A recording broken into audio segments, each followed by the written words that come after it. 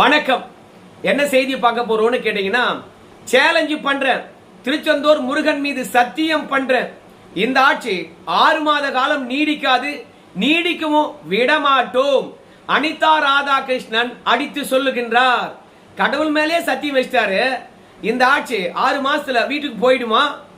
இல்ல இந்த ஆட்சி தானா கலையிலனா நாங்க 6 மாசத்துக்கு மேல இந்த ஆட்சி ஆள்றதுக்கு விடமாட்டோம்னு சொல்றாரு அனிதா ராதாகிருஷ்ணன். எந்த தைரியத்தில் சொல்றாரு? நம்ம ஸ்டாலின் அனிதா ராதாகிருஷ்ணன் நம்புகின்ற அளவுக்கு ஏதாவது ஆதாரத்தை சொல்லி இருக்கின்றாரா? 6 மாசத்துக்கு மேல நீடிக்காது பாஸ், தாங்க ஆதாரம், என்ன பண்ண போறேன் தெரியுமா அப்படின்ற விவரத்தை ஒருவேளை அனிதா ராதாகிருஷ்ணன் கிட்ட சொல்லிட்டாரா அப்படின்ற ஒரு எண்ணம் நமக்குள்ள இருக்கிறது. இந்த ஆட்சி 6 மாத காலம் நீடிக்காதா? கடவுள் மேல சத்தியம் வைக்கின்ற அளவுக்கு பலவீனமாதான் இந்த ஆட்சி இருக்குதா? எல்லாவற்றையும் உடைத்து பேசிவிடலாம். இந்த ஆட்சி கலைப்பதற்கான வாய்ப்புகள் என்னென்ன இருக்குது என்ற விஷயத்தையும் சேர்த்தே சொல்லி போடுறேன். ஆனா அதற்கு முன்பாக இதுவரைக்கும் நம்ம சேனலை நீங்க சப்ஸ்கிரைப் பண்ணலன்னா மறக்காம சப்ஸ்கிரைப் பண்ணிக்கிட்டு கொஞ்சம் சப்போர்ட் பண்ணுங்க. முதல்ல அனிதா ராதாகிருஷ்ணன் அவர்கள் ஆவேசமா பேசின விஷயத்தை பார்த்துட்டு வந்துருங்க. என்ன ஆட்சி நடக்கு? சும்மா ஏதாவது ஒரு ஆட்சி நடத்தணுங்கிறதுக்காக ஆட்சி நடத்துறாங்க. இந்த ஆட்சி ரொம்ப நாள் நீடிக்காது. அதிகபட்சம் ஆனா 6 மாசம் இந்த ஆட்சி. நான் சேலஞ்சா சொல்றேன். நான் இருக்கிற திருச்செந்தூருடைய அருள்மிகு சுப்பிரமணிய சாமியுடைய மேல சொல்றேன், 6 மாசம் மேல இந்த ஆட்சி இருக்காது, இருக்கவும் விட மாட்டோம். சில பேர் இந்த வீடியோவை பார்த்த உடனே கைது பண்ணிட்டாங்க, நீதிமன்றம் அவரை வெளியே விட்டுடுச்சு, நான் பேசுனது தப்புன்னு நினைச்சுக்கிட்டு சகிப்புத்தன்மை இல்லாம என்னை கைது பண்ணாங்கல்ல, அதனால ஆத்திரம் இந்த மாதிரி கடவுள் மேல சத்தியம் வச்சிட்டாரு, இந்த ஆட்சி எல்லாம் கலையாது அப்படின்னு தமிழக வெற்றி கழகத்துக்காரங்க சொல்றாங்க. இதெல்லாம் ஆதங்கத்துல சொல்றதுங்க, மக்களை திசை திருப்பறதுக்காக சொல்றதுங்க, அவங்க தொண்டர்களை குஷிப்படுத்துறதுக்காக சொல்றதுங்க. ஆட்சி எதனாலங்க கவிழும்? எடப்பாடி பழனிசாமியுடைய ஆட்சியை இவங்க 4.25 ஆண்டு கலைச்ச லட்சணத்தை நம்ம பார்க்கலையேன்னா, தூங்கி எழுந்தா போதும், இன்னைக்கு ஆட்சி கலைந்து விடும், நாளைக்கு ஆட்சி கலைந்து விடும் என்று சொல்லிட்டு நாட்களை எண்ணிக்கிட்டே வந்தவங்க தான். சட்டப்பேரவைக்குள்ள நம்பிக்கையில்லா தீர்மானத்துல எவ்வளோ ரகளை பண்ணி பார்த்தாங்க. அதனால எடப்பாடியாருடைய ஆட்சியே கலைக்க முடியல. மக்கள் செல்வாக்குடன் நாங்க ஆட்சி அமைத்திருக்கின்றோம், எங்களுடைய ஆட்சியை இவங்க கழிச்சிருவாங்களா, முடியுமா என்ன அப்படின்னு தமிழக வெற்றி கழகத்துக்காரங்க சொல்றாங்க. அது மட்டும் இல்ல, எடப்பாடி பழனிசாமி நம்ம ஸ்டாலின் ஆட்சியை போன முறை இருந்தது இல்ல, அந்த ஆட்சியை இன்னும் 2 அமாவாசை தான், இன்னும் 3 அமாவாசை தான், இன்னும் 4 அமாவாசை தான், இன்னும் 10 அமாவாசை தான் அப்படின்னு சொல்லிக்கிட்டே இருந்தாரு. நம்ம எடப்பாடி பழனிசாமியும் அமாவாசையை எண்ணி எண்ணி ஸ்டாலின் ஆட்சியை கலைக்காம கடைசியில தேர்தலில் நின்று 3ஆம் இடம் போன கதையை தான் நம்ம பார்த்துருக்கோம். அதே மாதிரி தான் ஆயா வடை சுடுகின்ற கதையா அனிதா ராதாகிருஷ்ணன் கடவுள் மேலே சத்தி வைக்கிறார், இந்த ஆட்சியெல்லாம் கலைக்க முடியாது அப்படின்னு சொல்றாங்க. முதல்ல ஸ்டாலின் ஆட்சியை கலைக்க முடியல, எடப்பாடியாருடைய ஆட்சியை கலைக்க முடியல, விஜய் ஆட்சியை கலைக்க முடியுமா முடியாதா அப்படின்னு கேட்டீங்கன்னா, எடப்பாடியாருடைய ஆட்சியை காப்பாத்தினது மத்திய அரசாங்கம். மத்திய அரசாங்கத்துடன் அவங்க இணக்கமா இருந்தாங்க. அதனால ஆளுநரை பொறுத்த வரைக்கும் எப்போதெல்லாம் எடப்பாடி பழனிசாமி பிரச்சனை வருதோ அப்போதெல்லாம் அந்த ஆட்சியை பலப்படுத்தும் விதமாக எடப்பாடி பழனிசாமி என்ன சொல்றாரோ அதை ஆளுநர் செஞ்சார்.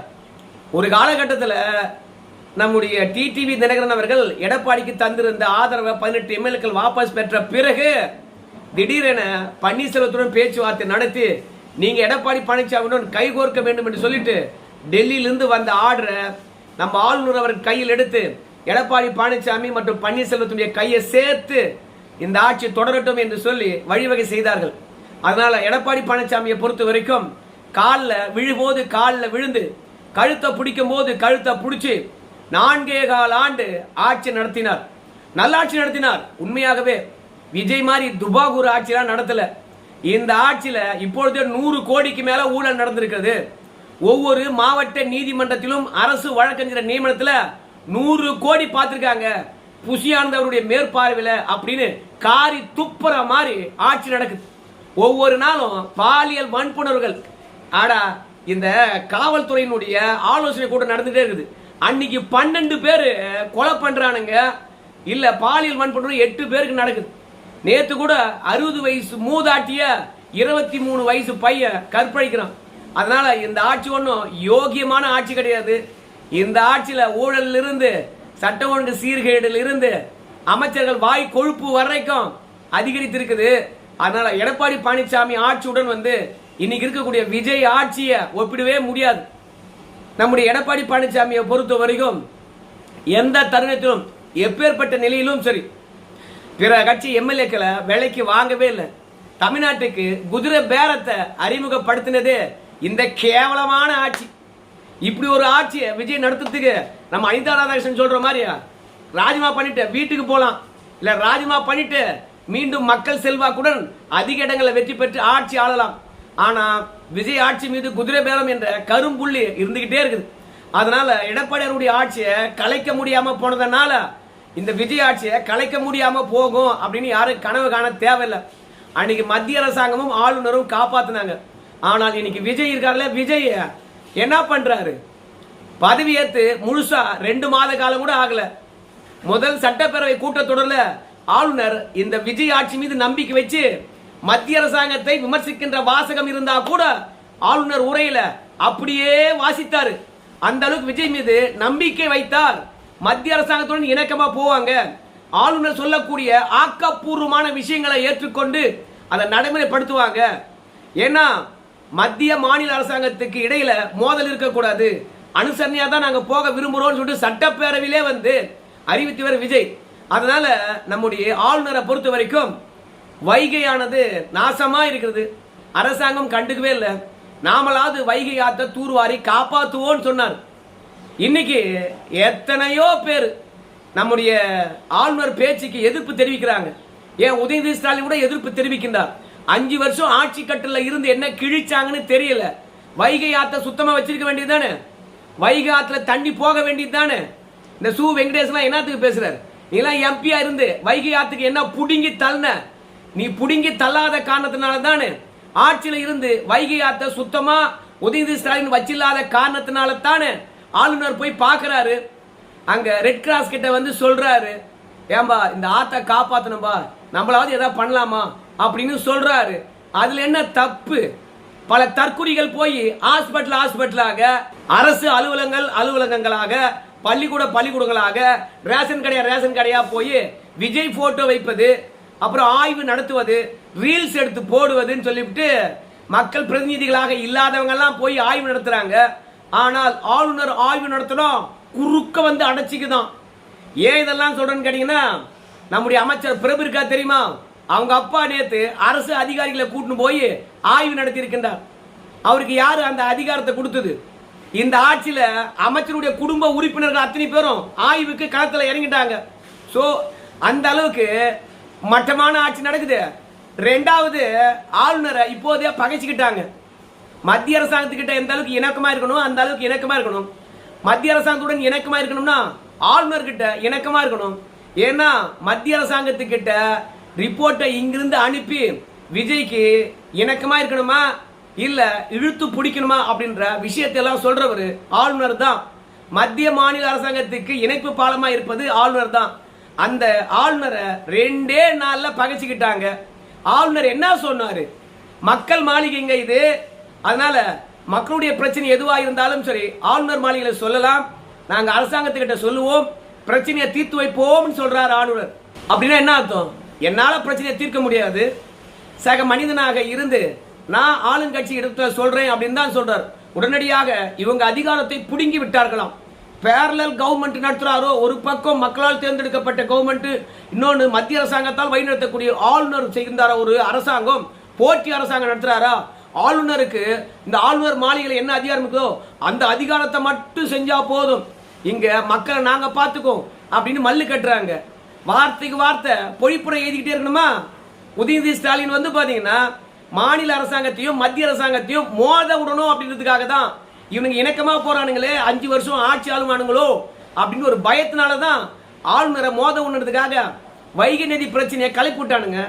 நம்ம புதுசா வந்திருக்கின்ற கவர்மெண்ட்டும் அடடா திமுக பத்தியாப்பா மாநில நலனை பற்றி பேசுது, ஐயோ நாம மட்டும் வந்து மாநில நலன் அக்கறை இல்லாம இருக்கலாமா? அதனால ஆளுநரை நம்ம விமர்சிப்போம் அப்படின்னு ஆளுநரை விமர்சிக்க போறாங்க. என்னைக்காவது திமுக காரன் அரசாங்கத்துக்கு நல்ல ஐடியா கொடுப்பானா? அதனால மத்திய அரசாங்கத்திடத்துல மோதுறாங்க. இவங்க மோதினாங்கன்னா கண்டிப்பா இந்த ஆட்சி நீடிக்காது. அது மட்டும் கிடையாது, ஆளுநரை பொறுத்த வரைக்கும் நேற்று திமுக, அதிமுக, பாஜக இவங்க 3 பேரும் போய் கான்ஸ்டிடியூஷனல் பிரேக் டவுன் ஏற்பட்டு போச்சு. அமைச்சரவை கூட்டத்தில் வந்து அமைச்சரா இல்லாத 2 பேர் கலந்து கொண்டார்கள்.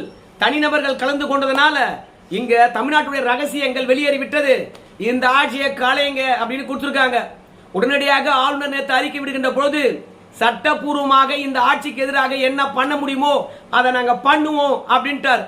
அதனால வாய் வச்சு சும்மா இருந்திருக்கணும். விஜயும் அவங்க அமைச்சர்களும் வாய் வச்சு சும்மா இருப்பதில்லை. கலைச்சா மக்கள் நமக்கு ஓட்டு போட்டுருவாங்க என்ற தைரியத்தினாலதான் வாய் துடுக்கா பேசிட்டு இருக்காங்க. கண்டவங்களையும் வாய்க்கு வந்த மாதிரி விமர்சனம் பண்ணிட்டு இருக்காங்க. அதனால எடப்பாடி ஆட்சி 4.25 ஆண்டு நீடிச்சதுன்னா அது மத்திய அரசாங்க தயவுல. ஆனா நீங்க தான் 2 மாசத்துல பகைச்சிட்டீங்களே. அதனால எவ்வளவு பெரிய ஜாம்பவானா இருந்தாலும் சரி, மத்திய அரசாங்கத்தை பகைச்சிட்டாங்கன்னா ஆட்சி இருக்காது என்பது எல்லாருக்கும் தெரியும். விஜய விட பாஜக கிட்ட சண்டை போட்டவங்களாம் மண்ணை கவ்வி இருக்கிறாங்கோ. நீங்க காஷ்மீர்ல 370 நீக்கி பாரு, 35 ஏவ நீக்கி பாரு, ரத்த ஆறு ஓடுனானுங்க. ரத்த ஆறு ஓடிச்சா?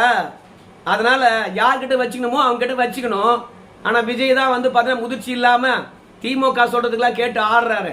சரிப்பா, ஸ்டாலின் ஆட்சிய நம்ம எடப்பாடி பழனிசாமி கலைஞ்சிடும் சொன்னாரு.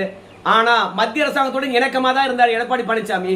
ஆனா ஸ்டாலின் ஆட்சியை கலைச்சாரா அப்படின்னு கேட்கும்போது, ஸ்டாலின் ஆட்சியை கலைக்க முடியாததுக்கு காரணம் ஸ்டாலின் கிட்ட பெரும்பான்மை இருந்தது. ஆனா உங்ககிட்ட தான் பெரும்பான்மையே கிடையாது. நீ பெரும்பான்மை பெற்றுவிடக் கூடாது என்பதற்காக தான் இடைத்தேர்தலே நடத்தலையே. இன்னும் எத்தனை பேர் ராஜினாமா பண்ணாலும் சரி, அதிமுக தொடர்ந்து வழக்கு போட்டுக்கிட்டே இருக்கும். அப்படி வழக்கு தொடர்ந்து போட்டுக்கிட்டே இருக்கின்ற போது அந்த இடைத்தேர்தல் நடக்காது. நீதிமன்றத்தில் இருக்கின்ற வழக்கு முடிட்டுன்னு சொல்லிவிட்டு 5 வருஷம் ஆனாலும் சரி அந்த இடைத்தேர்தலை நடத்தவே மாட்டாங்க. ஒருவேளை திருச்சியில நீங்க ராஜினாமா பண்ணீங்க பாருங்க, அதுக்கு மட்டும் இடைத்தேர்தல் நடத்தினாலும் நடத்துவாங்க. அதனால பெரும்பான்மை இல்லாத வரைக்கும் உங்க ஆட்சிக்கு சிக்கல் தான். ஆனா திமுகவும் சரி அதிமுகவும் சரி 50 ஆண்டு காலத்துக்கு மேலாக அரசியல் களத்தில் இருக்காங்க. உங்களை எப்படி கருவறுக்கணுமோ அப்படி கருவறுத்துருவாங்க. அதனால ஸ்டாலின் ஆட்சியை கவிழ்க்க முடியாதது காரணம் பெரும்பான்மை இருந்தது.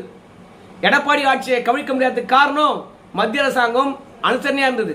உங்களுக்கு 2மே இல்லை. அதனால அனிதா ராதாகிருஷ்ணனை பொறுத்த வரைக்கும் ஸ்டாலின் ஏதோ உத்தரவாதம் கொடுத்திருக்காரு.